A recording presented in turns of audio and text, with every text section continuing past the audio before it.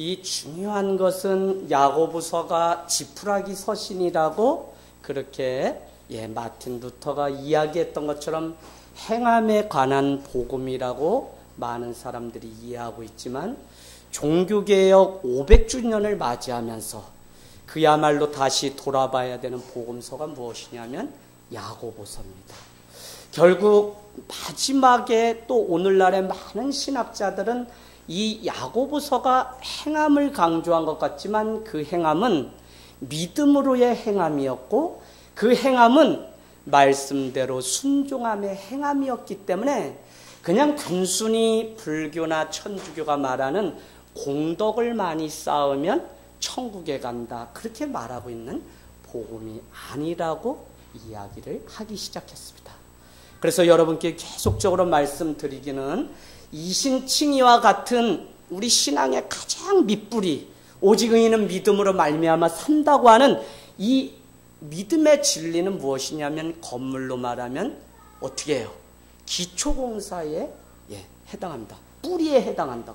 그러니까 뿌리가 얼마나 중요해요. 믿음으로 우리가 구원받는다는 것은 너무 중요한데 집 한 채가 완성되려면 기둥도 필요하고 지붕도 필요하잖아요.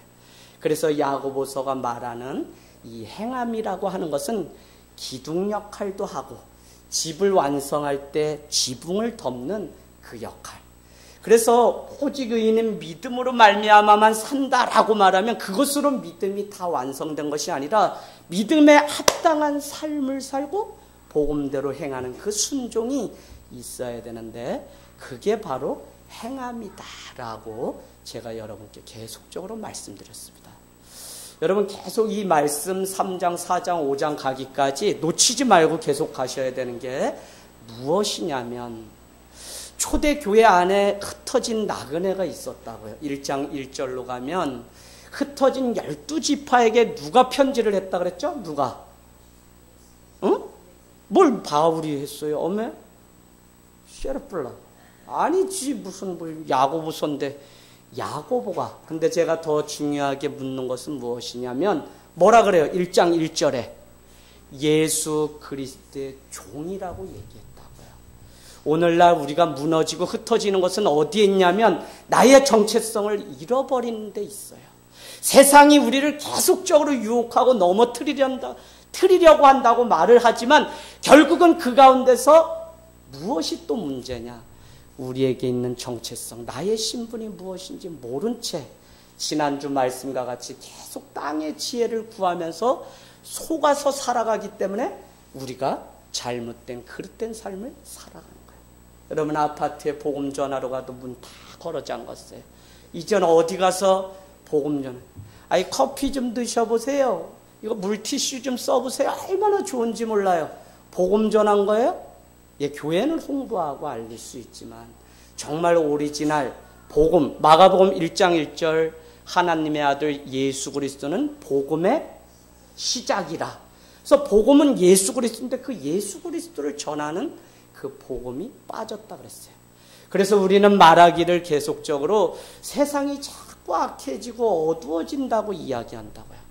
바로 그때가 우리가 복음을 전하고 빛 가운데 살아갈 좋은 기회라는 겁니다. 무슨 기회냐?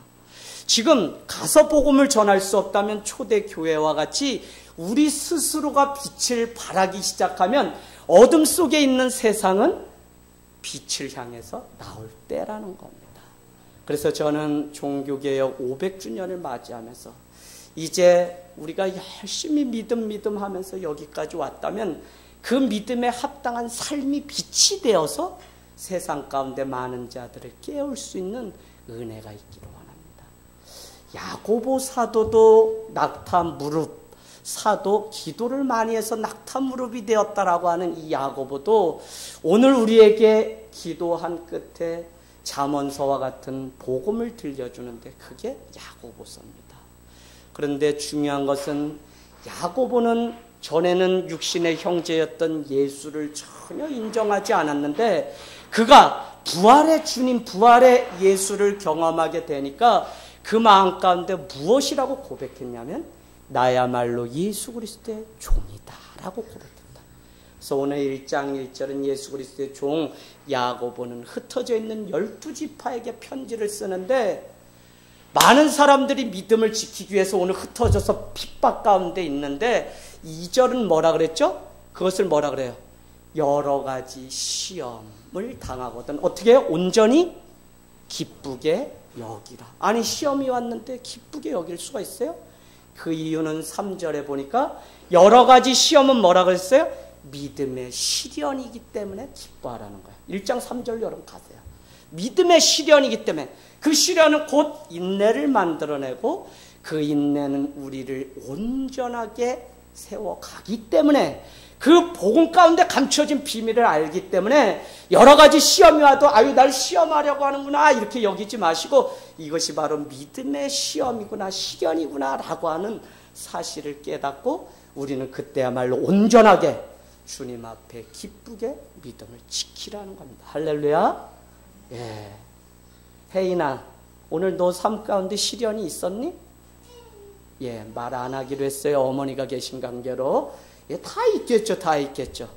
하루 세상에 나가서 시련이 없을 수가 있어요. 그러나 이것을 시험으로만 여기면 시험 당하지만, 이것이 주님이 나를 믿음의 테스트를 하는 기회로 우리가 안다면 오히려 깨어서 무엇을 한다 그랬어요? 4절 5절 쭉 보니까 하나님의 지혜를 구하는 자가 됩니다.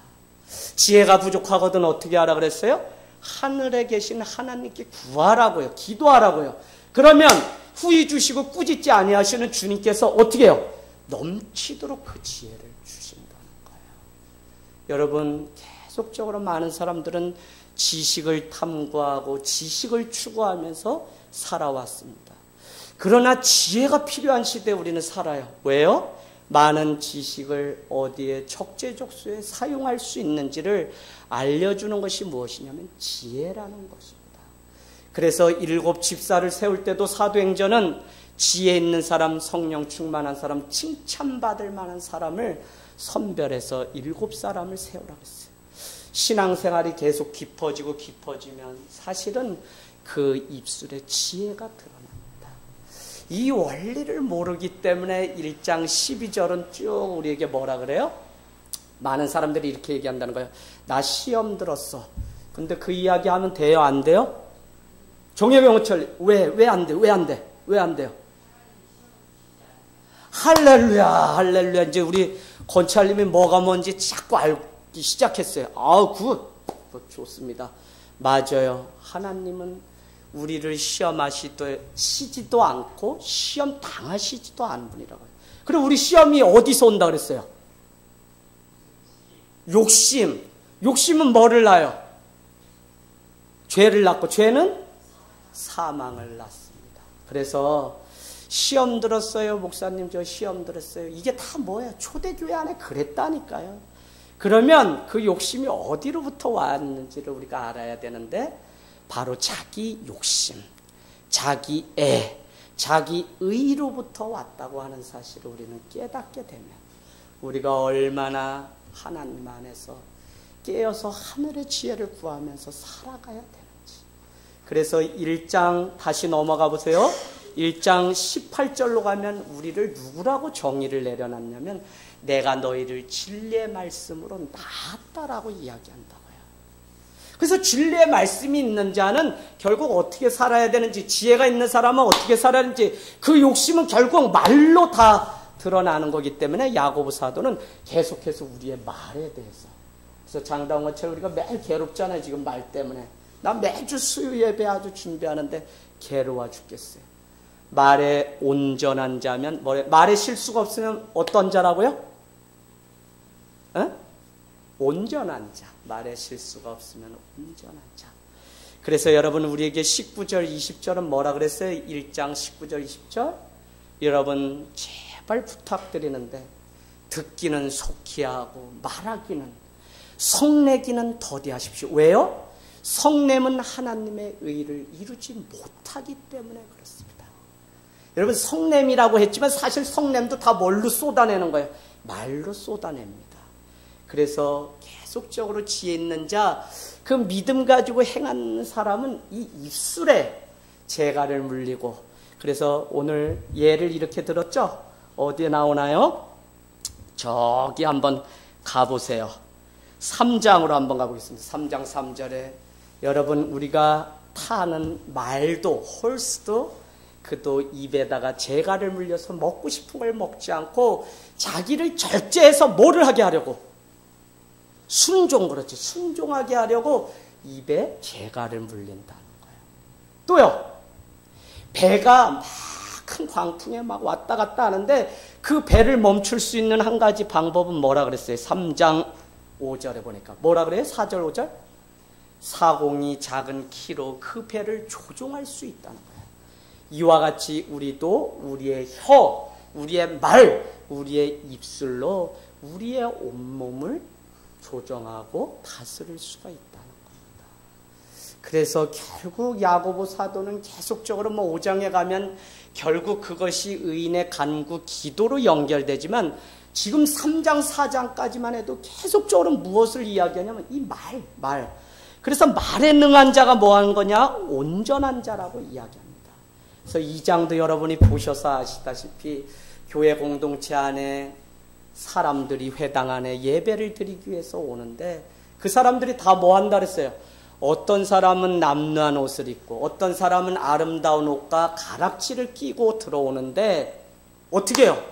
옷 입은 그것을 보고 사람들이 차별한다 그랬죠? 그래서 너는 거기 앉아있으라. 어떤 사람은 이리와 좋은 자리에 앉으라 라고 말을 하면서 그렇게 사람들을 어떻게 차별하는 일들이 있다고요. 그래서 차별도 무엇으로 하냐? 말로 한다는 거예요. 말로. 그래서 우리가 이 입술을 지배하고 다스릴 수 있어야만 우리는 하나님의 여러분 경건이 그냥 기도를 많이 하고 저기 마태복음에 등장하는 것처럼 저 저작거리 시장에 사람들 오고 가는 사람들 많은 그 숲에서 어떻게 해요? 나 금식했습니다. 나 다른 사람 구제했습니다. 하고 큰 소리로 기도한다. 그래서 그 사람이 경건한 사람이 아니라고 했습니다. 그래서 여러분이 아셔야 되는 게 1장 27절에 하나님 앞에 정결하고 더러움이 없는 경건은 뭐냐? 우리 중에 있는 고아와 과부를 돌보는 거예요.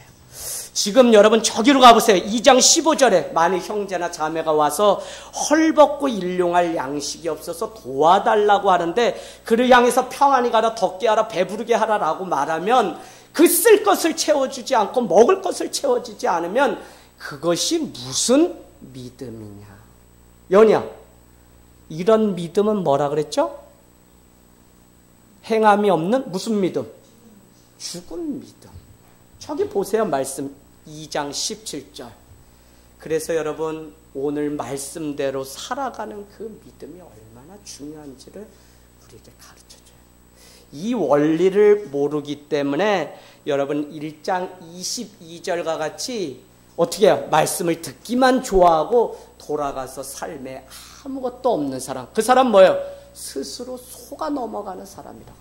말씀 듣고 오늘 예배 드렸기 때문에 내 안에 믿음이 있다고 돌아갔지만 그의 삶에 아무런 행함이 나타나지 않는다면 그것은 자기를 속이는 일이요 죽은 믿음이라고 오늘 말씀하고 있습니다.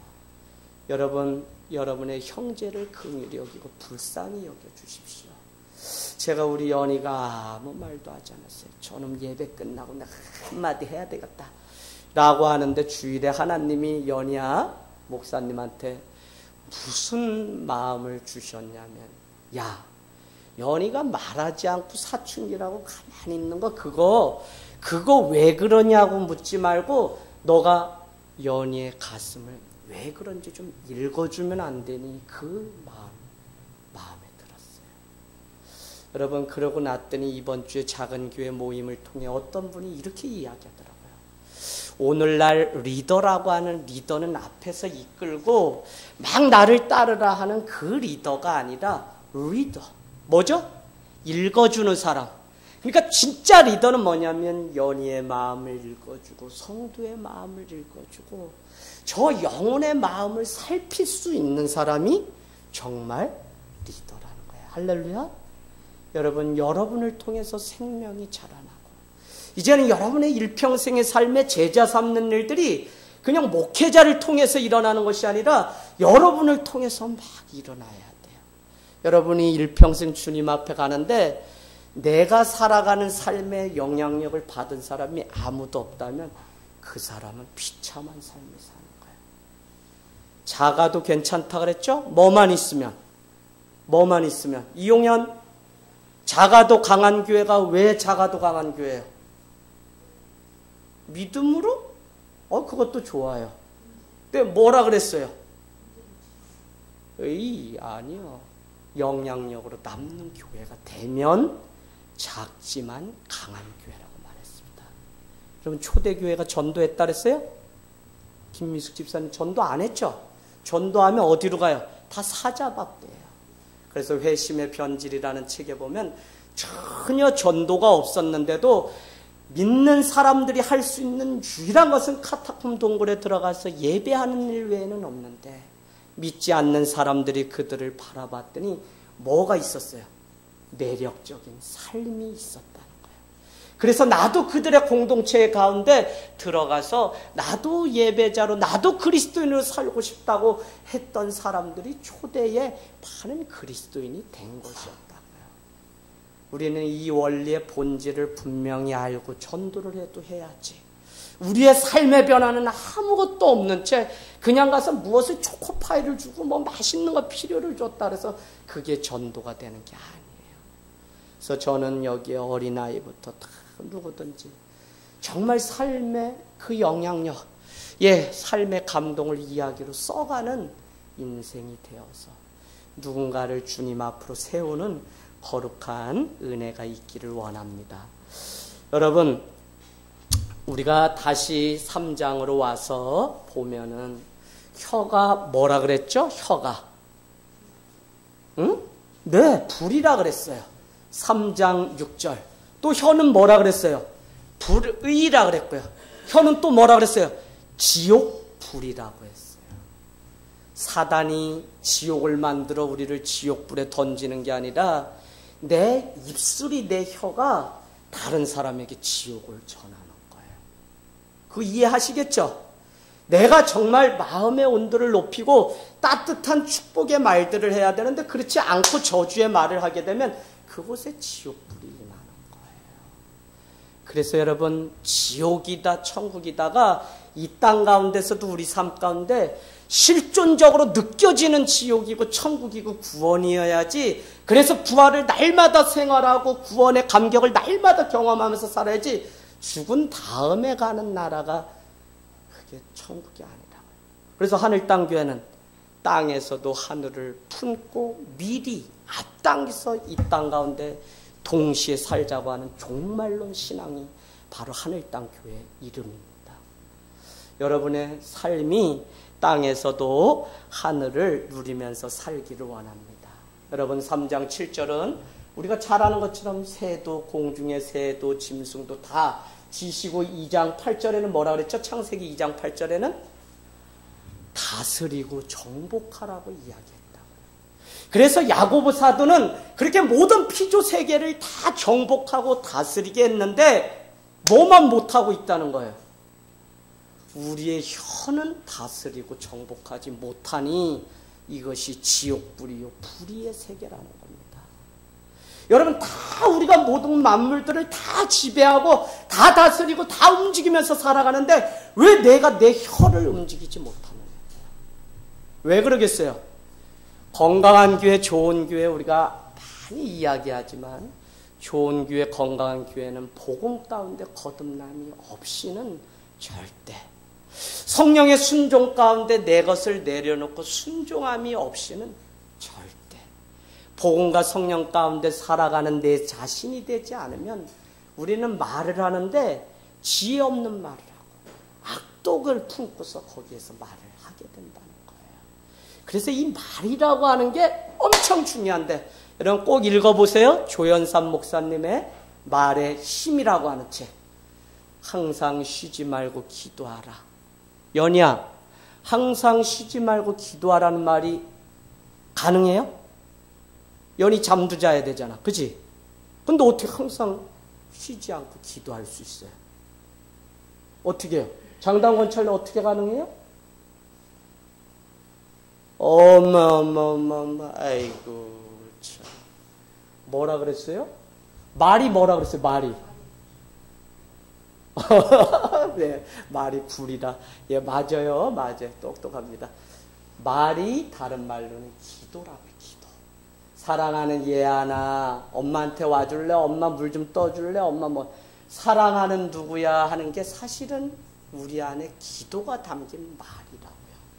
어쨌거나 조연삼 목사님이 쓰신 말의 힘에는 항상 쉬지 않고 성도가 기도를 할 수 있는데 그 기도는 뭐냐면 우리가 그냥 깨어서 늘 하는 말이 다 기도가 되면 그것이 항상 말을 하면 그것이 기도라는 거예요. 할렐루야. 얼마나 지혜로운 해석인지 제가 말 조심해야 되겠다. 말 조심해야 돼. 그럼 저는 온전하냐? 온전하지 않다 그랬죠? 예. 어디 가서 제가 말 다 쏟았다 그랬어요. 수요일날 은혜 엄청 받으셔요. 우리 성도님들이. 그래놓고는 목요일날 아침에 족구 모임 갔더니 누가 뭔 얘기하다가 형님 수요일날 설교 내용을 똑같이 얘기해. 제목을. 형님 좀 생각하고 말해요. 우리 동료 목사님이 그런데 그 지난밤에 우리 성도님한테 내가 핏대 세우면서 한 건데 야 이 사람아 그러면서 저도 모르게 제가 욱했어요. 아마 목회자 사이에선 처음 그랬던 것 같아요. 그런데 집에 그러고서 오는데 제 마음 가운데 얼마나 불편한지 몰라요. 어떻게 주의 종을 향해서 내가 이 사람아 저 사람아 했을까. 그래서 제가 후배인데 일찍이 10여 년 전에 벌써 같이 한 교회에서 사역하고 형님 했는데 내가 미안하다고 먼저 고백했어요. 그랬더니 목사님이 아니요.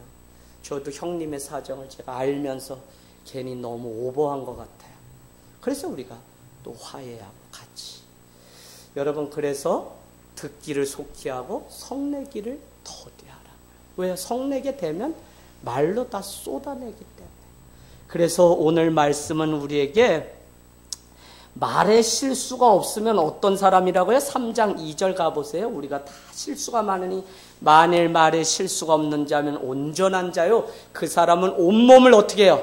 온몸의 굴레를 다 이렇게 해요. 그런데 이 혀가 불의의 세계가 되고 지옥불이 되면 어떻게 돼요? 6절에 보니까 내 삶의 수레바퀴가 다 불타서 다 무너져요. 내가 오늘 뭐를 하고 해야 되는데 안 돼요. 정혜경 권찰님요. 내가 정말 하루 잘 살고 싶은데 내가 왜 이 말로 자꾸 죄를 짓게 될까요? 왜 그럴까요? 누구와 동행하지 않아서 그래요? 하나님, 성령님과 동행하지 않기 때문에 우리의 입술이 늘 내 감정에 앞서서 나올 때가 얼마나 많은지 몰라요. 그래서 내가 말로 아내건 남편이건 실수를 하게 되면 어떻게 돼요? 내 삶의 수레바퀴가 다 무너지게 돼요.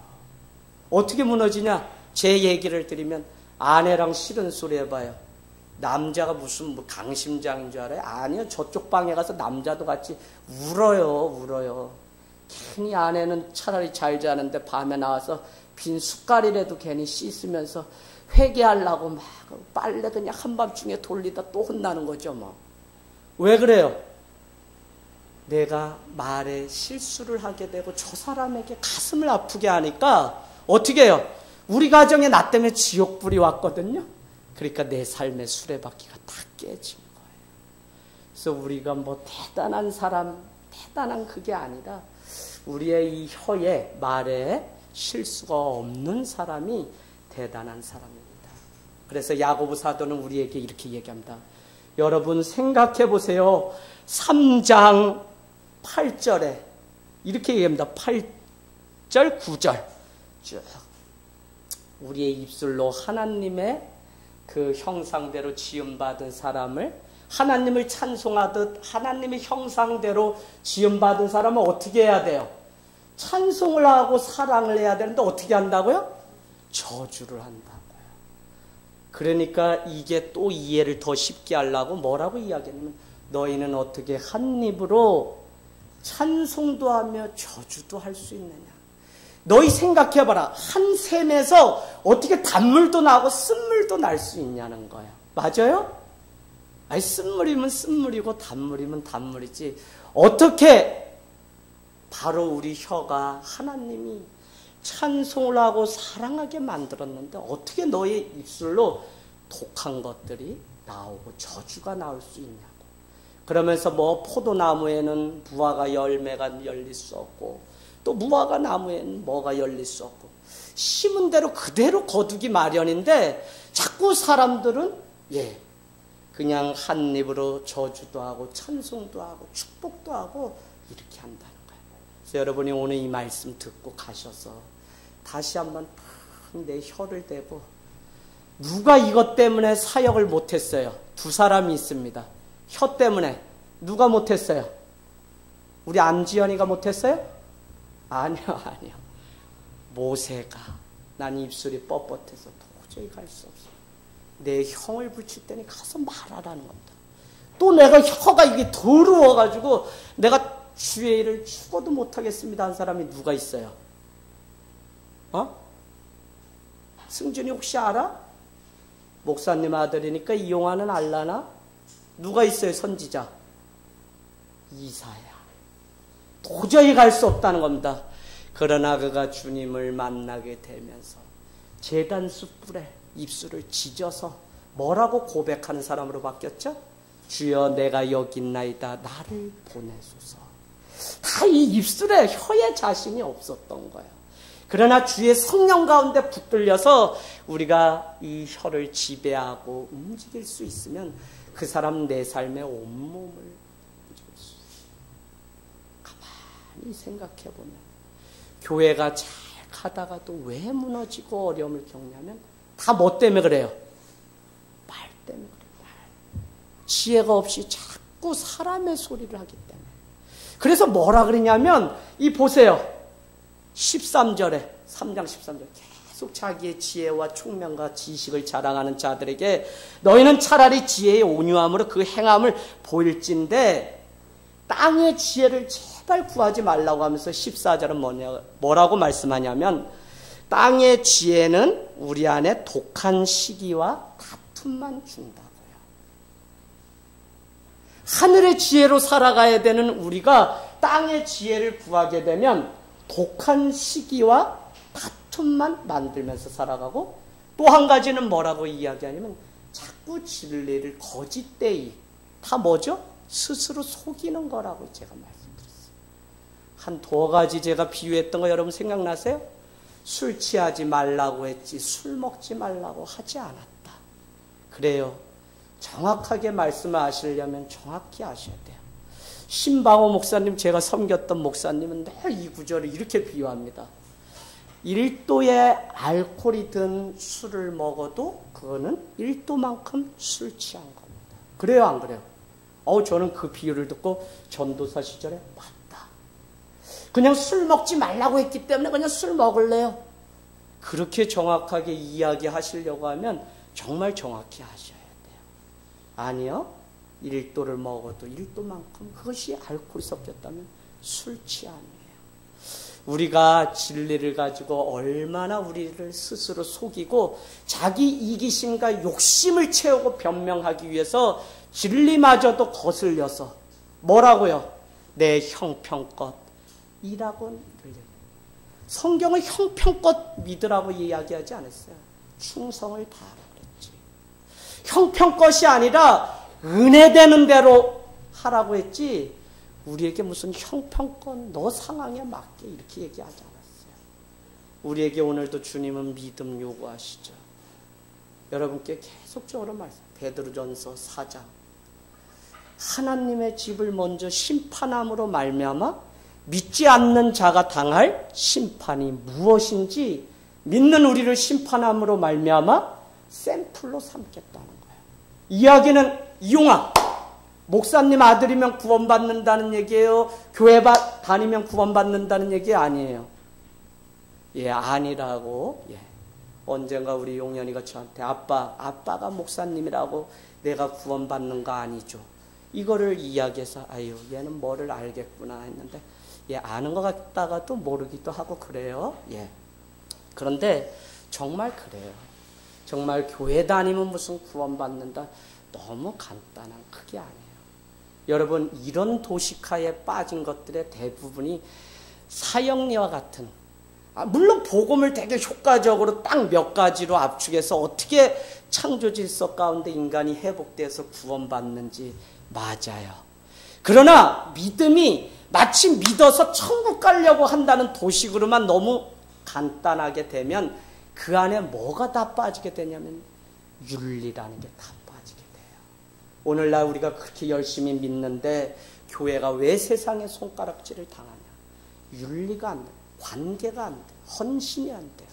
그 안에 어떻게 용서하고 손해를 보는 삶이 되지를 않는 거예요.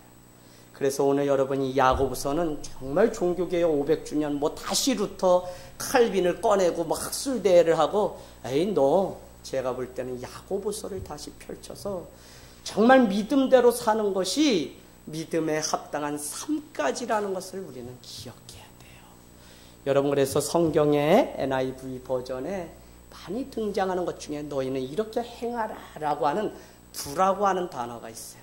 그러나 이 두라고 하는 단어는 다른데 이렇게 보면 live라고 하는 살다라고 하는 단어로 이렇게 대치돼서 쓰기도 해요. 그럼 뭐냐? 행한다는 건 결국 뭐냐? 살아내는 문제, 삶의 문제라고요.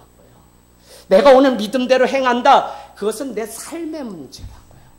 그래서 오늘 야고보서는 너가 정말 믿음이 있다면 믿음에 합당한 삶을 살아가라고 우리에게 이야기합니다. 여러분, 내 안에 독한 시기와 다툼이 왜 오냐?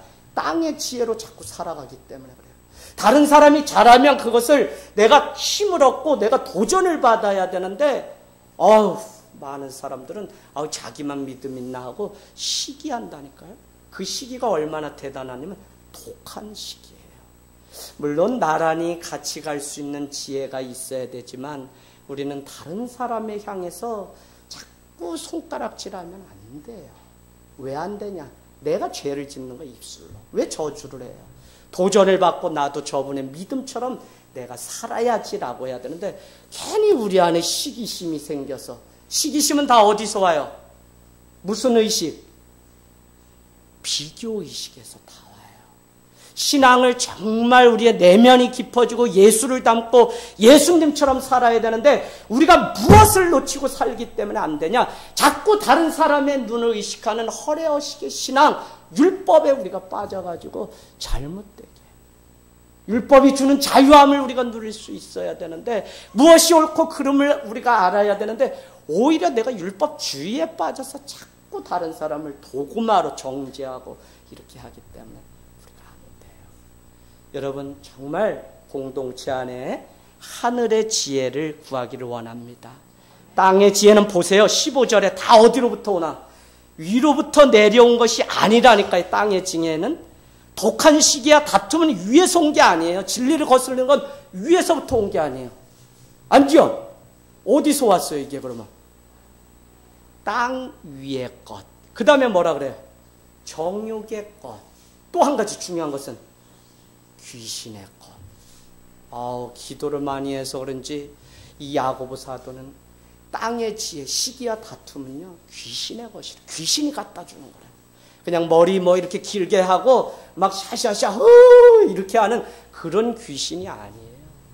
우리를 자꾸 마음을 갈라놓고 혼란스럽게 하고 우리를 하나 되지 못하게 하는 게 바로 귀신의 것, 땅의 것, 정욕의 것.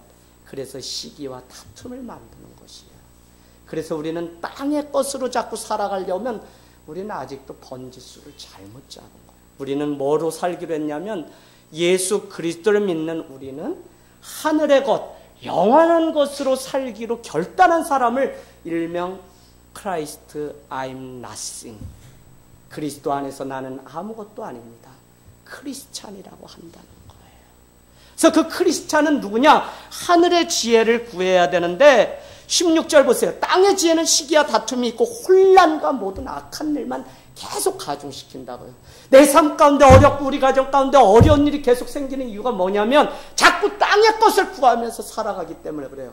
내 삶의 질서가, 창조 질서가 깨졌기 때문에 자꾸 우리 삶의 혼란과 악한 일이 계속 반복되기 때문에 다투고 시기할 수밖에 없어요. 여러분이 예수 믿고 우리 가문에 있는 이런 것들을 끊어버려야 돼요. 그게 다 뭐죠? 귀신이 갖다 준 것이기 때문에 그래요. 아니 기도하고 끊으려고 하는데 아버지가 그렇게 술 먹고 아버지가 그렇게 호색하던 그 일들을 왜 자식이 끊지 못하느냐니까요. 귀신의 것이기 때문에 그래요. 땅의 지혜, 땅의 것이 얼마나 힘이 있는지.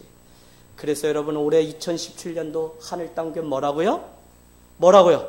기도하고 말하라, 기도하고 봉사하라, 기도하고 결단하라. 기도하고 말을 하셔야 돼요. 지혜의 말인가 하늘의 말인가. 하늘의 것들은 뭐라고요? 첫째 성결하고, 성결은 여러분 거기다 써놓으시면 거짓이 없다고요. 성결. 성결은 언제 우리 가운데 오죠? 영과 진리로 예배할 때. 피아노 반주자, 섹션, 뭐 성가대, 많은 것들이 준비되어서 거룩한 예배를 드리는 게 아니라 영과 진리로 예배를 드리라고 했는데 영은 보이지 않는 것입니다. 보이지 않는 세계에서 이미 예배가 참된지 그릇된 예배인지가 다 결정되는데 제가 왜 이 말씀을 드리냐? 그 영은 성결의 영이요 거룩한 영입니다.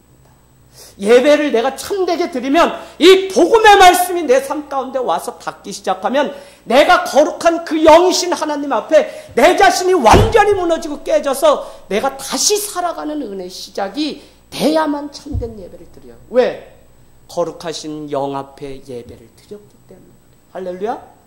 그래서 여러분 말씀이 자꾸 나인데 와서 도전이 돼야지. 그렇지 않으면 우린 자꾸 거짓되이 속고 자꾸 뭐라 그랬어요? 진리를 거슬려서 거짓되이 자기가 편한 대로. 자, 두 번째는 뭐라 그래요? 화평하다는 거 다 아시죠? 관용, 용서하고. 저는 오늘 말씀에 양순이 제 마음 가운데 위에 하늘의 지혜는 뭐냐면 양순이 있다고요. 순수히 따름 이렇게 적어 놓으시면 돼요. 순순히 따름. 양수는 다른 게 아니라 순순히 따름. 내가 사랑하는 형제를 위해 순순히 좀 따라줄 수 있잖아요. 남편을 위해서 순순히. 하늘땅교회가 지금 뭐예요? 전쟁 중입니다. 전쟁 중. 젊은 가정이 자꾸 오니까 목사님 나 못 살겠어요. 그만 살까요? 어쩌고 저쩌고 자꾸 저한테 개인적으로 뭐가 와요. 좀 따라주면 안 돼요? 양순, 순순히 좀 따라주면 안 돼요? 차라리 시기와 다툼 때문에 땅의 방법으로 살아서 혼란하고 갈라지는 것보다 하늘의 지혜, 양순한 삶을 택하는 게 맞죠. 자, 그 다음에 또 뭐죠? 긍휼. 긍휼은 불쌍히 여기는 마음, 선한 열매가 가득하고 편견도 없고 거짓도 없다고요. 여러분 자꾸 색안경 끼고서 보시면 안 돼요. 색안경. 자꾸 다른 사람을 내 신앙의 잣대로 색안경 끼는 게 뭐예요? 편견이에요. 편견. 저 사람 있는 모습 그대로. 아유 열심이구나. 우리 지연이가 저기 평택에서 버스 타고 지금 막 왔어요. 늦었어도. 그러면 온 것만으로 우리는 귀하게 이미 봐줘야 돼요. 뭐 편견 가지고. 지연이가 몸이 저러니까 저 녀석이 떡볶이 혼자 3인분 먹다가 왔나? 지연이 아니지. 병원 갔다 왔어요. 거 봐요. 병원 갔다 왔대잖아요. 그러니까 여러분 편견을 가지고 보면 안 되는 거예요. 그래서 이 하늘의 지혜는 편견과 거짓이 없고 다만 뭐만 있냐? 18절 읽고 마치겠습니다. 시작. 화평으로